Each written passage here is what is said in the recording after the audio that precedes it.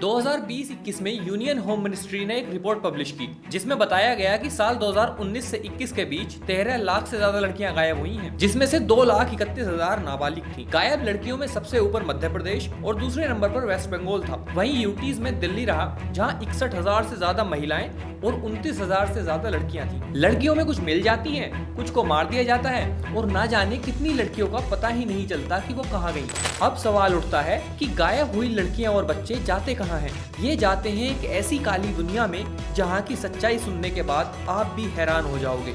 उस काली दुनिया का नाम है ह्यूमन ट्रैफिकिंग यानी मानव तस्करी। ह्यूमन ट्रैफिकिंग के इस दलदल को समझने के लिए हम इसे 3 पार्ट्स में बांट सकते हैं और थर्ड पार्ट की सच्चाई आपके दिमाग को सोचने पर मजबूर कर देगी कि ऐसे भी माँ बाप, ऐसे भी लोग हैं इस दुनिया में।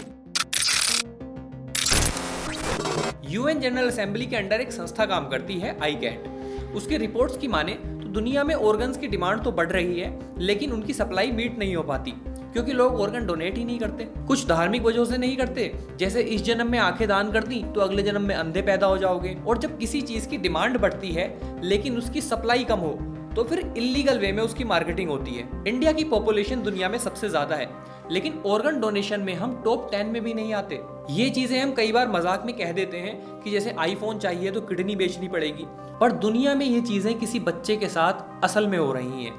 किसी को किडनैप करके उसकी जान इसलिए ली जाती है ताकि उसके ऑर्गन्स निकाल कर बेचे जा सके। इनफैक्ट किडनी और लीवर सबसे ज्यादा ट्रांसप्लांट होने वाले ऑर्गन्स हैं, क्योंकि किडनी बॉडी से निकलने के 36 घंटे और लीवर 12 घंटे तक सर्वाइव कर सकता है, जिससे इसकी ट्रांसपोर्टेशन इजी हो जाती है। अच्छा, इसमें ध्यान देने वाली बात यह है कि ऑर्गन ट्रांसप्लांटिंग कोई ऐसा काम नहीं है जो सब कर ले।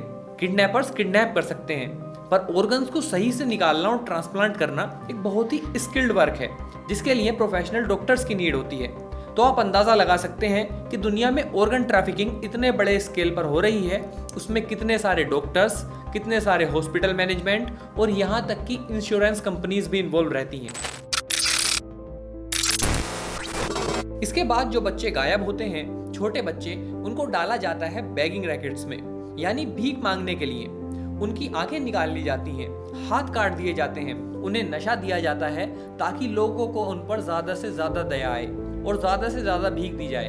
और रात को सबको इकट्ठा करके उनसे भीख से कलेक्टेड पैसों को इकट्ठा कर लिया जाता है। सोच के देखिए, जो पैसे आपने शायद किसी पर दया दिखा कर दिए हैं, वही उस बच्चे के लिए शराब का काम कर रहे हैं, क्योंकि जितने ज्यादा पैसे कलेक्ट होंगे उतना ही ये रैकेट बड़ा होता जाएगा और उतने ही ज्यादा बच्चे इसमें शामिल होंगे।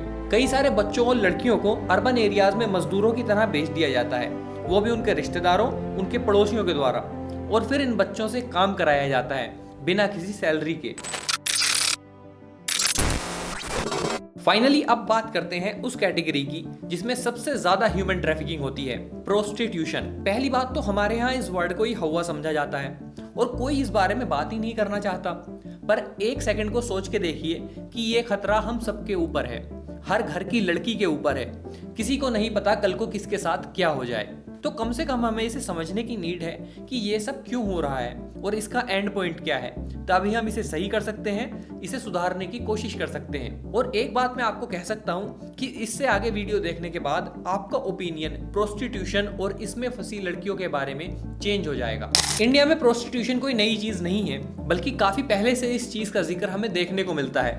चाहे वो मुगल्स के दरबार हो, जहां आर्ट फॉर्म और डांस जैसी चीजों के लिए तवाइफें हुआ करती थी, जिनमें से कुछ एज अ प्रोस्टिट्यूशन भी काम करती थी। बात करें 16वीं सेंचुरी की, तो पोर्चुगीज जब गोवा में आए थे तो उनके साथ उनके स्लेव्स भी आए थे, जो यहाँ पर ये काम किया करते थे। इसके बाद अंग्रेजों ने इस चीज को ऑफिशियल्स के लिए लीगल कर दिया और ब्रोथल्स यानी कोठे खुलवा दिए। पर ये तो आजादी से पहले की बात थी। सवाल उठता है कि क्या आजाद भारत में भी इस टाइप की चीजें, या मैं कहूँ कि ब्रोथल्स खोलना लीगल है? तो जवाब है नहीं। इमोरल ट्रैफिक प्रिवेंशन एक्ट 1956 के तहत इंडिया में प्रोस्टिट्यूशन लीगल है, पर लोगों को प्रोस्टिट्यूशन में लाना, उसके लिए लालच देना या उसे ऑर्गेनाइज वे में चलाना, जैसे कि ब्रोथल्स यानी कोठे खोलकर चलाना, इलीगल है। आसान भाषा में समझाऊं तो कोई भी इंडिविजुअल अपनी मर्जी से अपनी बॉडी को एज ए सर्विस यूज कर सकता है, लेकिन इसके थ्रू आप ब्रोथल्स नहीं चला सकते या पब्लिक में इस चीज को प्रमोट नहीं कर सकते, और ऐसा करने पर आपको सजा और पेनल्टी दोनों हो सकती है। अब ये एक ऐसा स्पेस है जहां ना तो बहुत सारे सर्वेस करना पॉसिबल है और ना कोई बहुत ज्यादा ऑथेंटिक डाटा ही अवेलेबल है।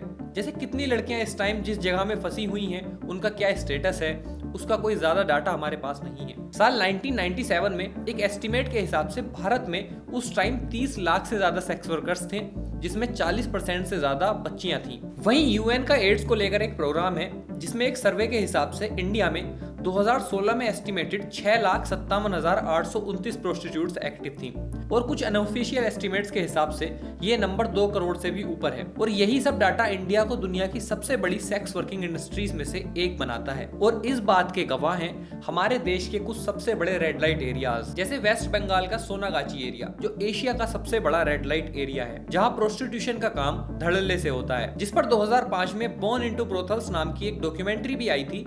इसने बेस्ट डॉक्यूमेंट्री कैटेगरी में ऑस्कर तक जीता था। इसी के साथ महाराष्ट्र का कमाटीपुरा, जिसपे गंगूबाई मूवी बनी है, और दिल्ली का जीबी रोड एरिया इसके लिए सबसे ऊपर आते हैं। बट ऐसा क्या रीजन है कि ये लड़कियां इस चीज से बाहर नहीं आ पाती? आखिर इतने गलत प्रोफेशन से ये लोग क्यों जुड़े रहना चाहते हैं? क्योंकि जाहिर सी बात है, जिस समाज में इस चीज को इतना बड़ा स्टिग्मा माना जाता है, तो कोई लड़की अपनी मर्जी से ऐसा काम क्यों करेगी? इसमें सबसे पहला रीजन आता है बच्चियों की छोटी एज में ही उनको इस दलदल में ढकेल देना। तो एक हमारे पड़ोसी था, तो वो बोल के लेके आया था कि मैं तुझे नौकरी जॉब लगाऊंगी, तो उन्होंने यहाँ ला के बेच के गए थे मुझे। मैं 14 साल की थी जब मैं यहाँ पे आई थी, तो और हिंदी भी नहीं आता था मुझे उस टाइम। तो मैं किसकी मदद लेती? मैं तो एकदम वैसे भी डरी हुई थी, कभी देखा ही नहीं था। 1988 में बंगाल वुमेन्स यूनियन ने 160 सेक्स वर्कर्स के साथ एक सर्वे किया, जिसमें उन्हें पता लगा कि 160 में से 23 औरतें अपनी मर्जी से इस फील्ड में काम कर रही हैं, जबकि 137 औरतों को किसी एजेंट के थ्रू यहाँ पर लगाया गया है। डिटेल्स में जाएं तो इनमें से 26 औरतें ऐसी थीं जिनके खुद के पेरेंट्स या पड़ोसियों ने पैसों के लिए उन्हें बेच दिया था। वहीं 31 को लोकेलिटी के किसी सेक्स वर्कर के थ्रू यहाँ लाया गया था और 32 औरतों को किडनैप करके बेच दिया गया था, जबकि 18 को उनके खुद के रिश्तेदारों ने बेच दिया था। कई सारे इलाकों में लोग गरीबी से लड़ने के लिए लड़कियों को एज अ कमोडिटी यूज करते हैं और बेचकर पैसे कमाने का ट्राई करते हैं, जिसमें उनके रिश्तेदार, दोस्त, परिवार वाले सब शामिल होते हैं। मम्मी नहीं थी बचपन में, मम्मी गुजर गई थी। पापा दारू पीते थे, पापा गांव में घूमते थे, गुजर गई। एक भाई था, एक बहन थी छोटी से, उनको खाना खिलाने वाला कोई नहीं था। तो मेरी बुआ, ये मेरी मौसी थी, उनने मेरे को ज़बरदस्ती कोई कस्टमर लेके आए, फिर दरवाज़ा लगा दिया, फिर ऐसा मेरे साथ में कुछ गलत काम किया, रोना शुरू कर दिया। बहुत रोई थी, मैं डर गई थी, दरवाज़ा खोल के भाग गई थी। कुछ महिलाएं अनवांटेड चाइल्ड, डिवोर्स जैसी चीज़ों के स्टिग्मा और गरीबी से लड़ने के लिए भी इसमें फंस जाती हैं। जी, माँ बाप हैं, बच्चे हैं, शादी हुई थी तो आदमी ने छोड़ दिया, दूसरी शादी कर ली, तो अब क्या करेंगे? मायके भी रह नहीं सकते ना ज़्यादा, कितने दिन माँ बाप का बोझ बनते रहेंगे, तो इसीलिए फिर आपने ये रास्ता चुना। आप यकीन नहीं करेंगे कि ऐसे गांव भी मौजूद हैं जहां प्रोस्टिट्यूशन को लेजिटिमेट बताया जाता है। मध्य प्रदेश की बंचड़ा कम्युनिटी में घर की सबसे बड़ी बेटी को 13-14 साल की उम्र में ही सेक्स वर्क में उतार दिया जाता है, जिससे घर का खर्चा चल सके। लड़कियां जो बहन बेटियां जो करती हैं, ये शुरू से जब पूर्वजों के ज़माने से चल रहा है, पूर्वजों बहुत पुराने पीढ़ी का चल रहा है, तो उसको लोगों ने अभी तक क्या उसको बंद नहीं करा, उसको धंधा बना लिया अपना। 200 रुपये से भी अगर वो एक इनकाउंटर उसका होता है, तो उनको लगता है कि अगर 10 आते 2000 रुपये की जो इनकम है वो मुफ्त ही हो जाती है एक तरह से।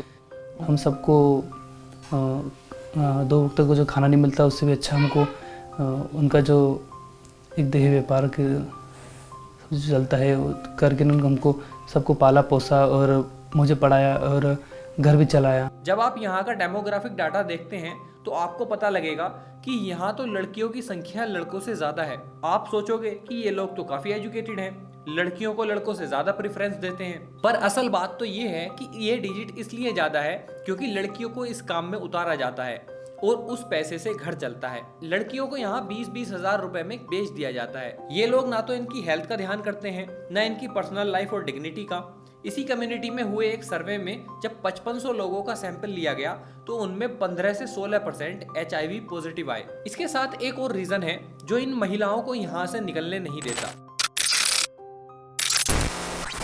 वो लोग हमें नशे में रखते थे कि नशे के धुन में काम करते रहेंगे, कहाँ से निकलेंगे। अगर उनको हल्का सी भनक पड़ गया ना कि भागने वाली है तो बहुत मार मारते हैं, बेल्ट से, डंडे से, वो भी कमरे में मिला जाकर ऊपर तय खाने में। तो मार खाने से इंसान भागता ही नहीं है। आई होप इस वीडियो के बाद इन महिलाओं को देखने का आपका पर्सपेक्टिव बदला होगा। शायद इस बार जब आप इस चीज में फंसी किसी औरत को देखें तो सोचना कि उसकी अपनी क्या कहानी है। हमें अगर नहीं पता तो बेटर है कम से कम हम उसे जज ना करें। इट इज बेयर मिनिमम जो हम उनके लिए कर सकते हैं। और मैं ये बिल्कुल नहीं कहता कि ये सारी लड़कियां ही किसी न किसी मजबूरी में आई हैं, लेकिन आप खुद सोच सकते हैं कि 100 में से ऐसी कितनी लड़कियां हो सकती हैं और कितनी लड़कियां ऐसी होंगी जो इस काम को, जिसका समाज में कितना बड़ा हवा है, कितना बड़ा स्टिग्मा है, उसे अपनी मर्जी से करेंगी। और कितनी ऐसी होंगी जिन्हें मजबूरी में ये काम करना पड़ रहा है क्योंकि बचपन में उन्हें इसमें डाल दिया गया था, किसी ने उसको बेच दिया था, किसी को भागने का डर है, किसी को किसी चीज का डर है, जिस वजह से यहाँ पर ये लोग फंसे हुए हैं। और आप ये बिल्कुल मत सोचना कि ये लोग निकलने का ट्राई नहीं करते। अभी एक केस आया था जहां पर एक लड़की ने प्रोस्टिट्यूशन से निकलने का ट्राई किया, उसने जाकर के पुलिस में कंप्लेंट कराई। जिस औरत ने उसकी कंप्लेंट लिखी उसी कांस्टेबल ने उसको दोबारा से उसी कोठे पर बेच दिया जहां से वो भाग करके आई। तो जब सिस्टम ही सारा मिला हुआ है तो आप क्या उम्मीद कर सकते हैं कि इन लड़कियों की भागने की प्रोबेबिलिटी क्या होती होगी।